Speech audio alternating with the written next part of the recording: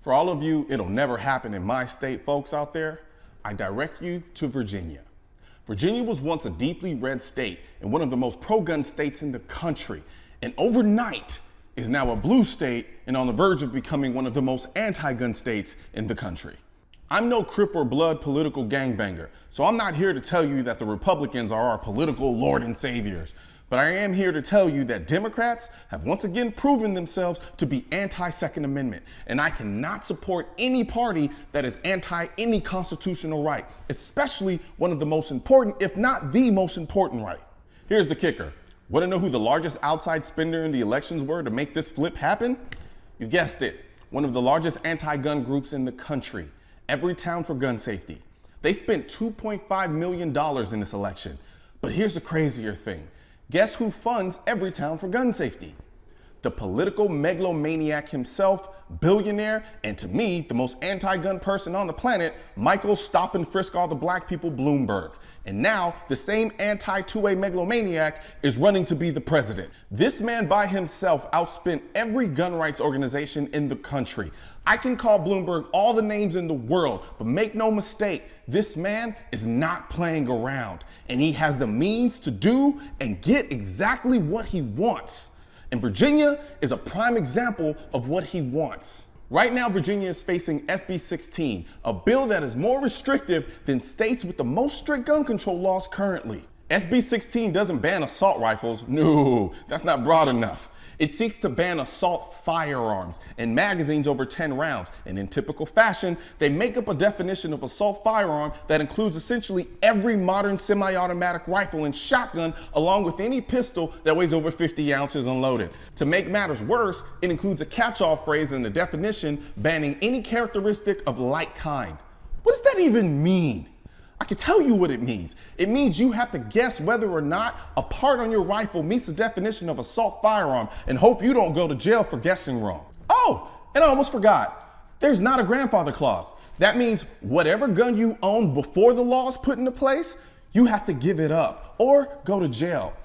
I believe they call that a gun confiscation. Oh, and there's more. There's SB18, which makes it a felony to purchase a firearm unless you're over 21. Not 21, but over 21. That would mean in the state of Virginia, you can vote, go to the military, get married, serve on a jury, but you can't own a gun to protect your life and your family. SB 18 also makes it a felony to allow anyone under 18 to be in possession of a firearm by themselves. I haven't even gotten to SB 64 yet. The only thing softer than the language in SB 64 is Tyrese crying on social media.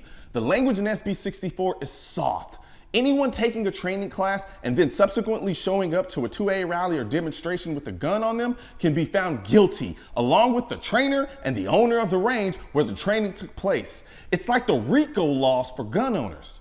Essentially, you can be charged with unlawful paramilitary activity, which is a felony, if you train or train with someone knowing or having reason to know they're going to use that training in furtherance of civil disorder. Also, if you assemble with one or more people with the intent of intimidating any person or group of persons by drilling, parading, or marching with any firearm. I don't know about you, but that sounds like not only attack on the Second, but the First Amendment. So bye-bye to open carry demonstrations and peaceful protests, because simply having a gun on you is considered intimidating to most anti-gunners. You want to peacefully counter-protest another protest, but want to carry a gun for protection? Can't do it because it'll be seen as you wanting to intimidate. Imagine that in 2019, carrying a gun for protection while exercising your First Amendment rights will now be considered a form of intimidation. I'm telling you, the days of feeling like you don't need to vote because you're in a traditionally pro-gun state are over. Anti-gun Democrats are fleeing traditionally anti-gun states like California and moving to places like Virginia and Texas in droves. And for whatever ridiculous reason, they're voting for the same type of politicians that were responsible for them leaving their previous state in the first place. I will never understand this. You leave one state because of the terrible policies only to go to another state and vote the same way, expecting a different result. But that's exactly what a lot of these people do. On top of that, you have people migrating from countries with oppressive or corrupt governments where they had less freedom, but then come to America where we have more freedom, but then vote for politicians here in America who are trying to mimic the same oppressive policies they ran from in their previous country. I just don't get it. Either way, the complacency in the gun community has got to stop. We're not even playing defense anymore. We're just losing. We look up every election season like, oh crap, where did our rights go? They're going the way of the dodo bird because we think it's enough to just call the other side stupid and sit back in our pro 2A state house of cards. Enough is enough. We have to stop doing this to ourselves. Enough with the infighting and this who's the purest 2A patriot BS. We are all on the same side. Want to give money to the NRA? Give money to the NRA. Want to give money to GOA, FPC, NAGA? I don't care. They're all fighting the same fight because I promise, while we're infighting, Bloomberg and gang are hitting us from all sides in the mainstream media, social media, politically, culturally, on the state level, the federal level, financially, you name it. They are kicking our ass. I said it in a live the other day that, you know what, maybe we are winning the culture war for the Second Amendment, but I take that back. We are not, because we're distracted. Yes, as 2A supporters, our job is harder. All they have to do is throw money around and misinform the masses, where we have to educate people, fight political battles, find ways around social media and mainstream media blackballing, hold so-called pro-gun politicians accountable, and give your hard-earned money to gun rights organizations that are having to deal with the same BS as we are. But no one said protecting freedom would be easy.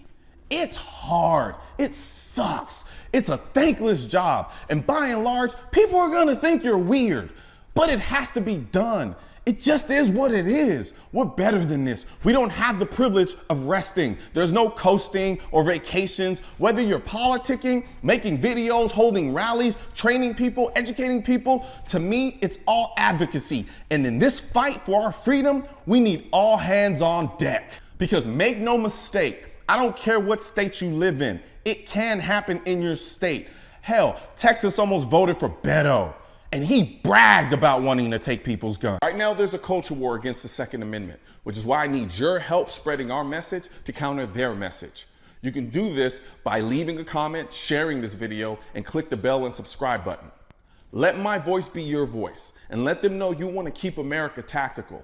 Because the right to keep and bear arms shall not be infringed wasn't a suggestion, it was a directive. Also, if you're wondering where to get your I will not comply, I lost all of my guns in a boating accident, the AR-15 is protected by the Second Amendment, and your state-specific Keep America Tactical shirts, click the links in the description section of this video.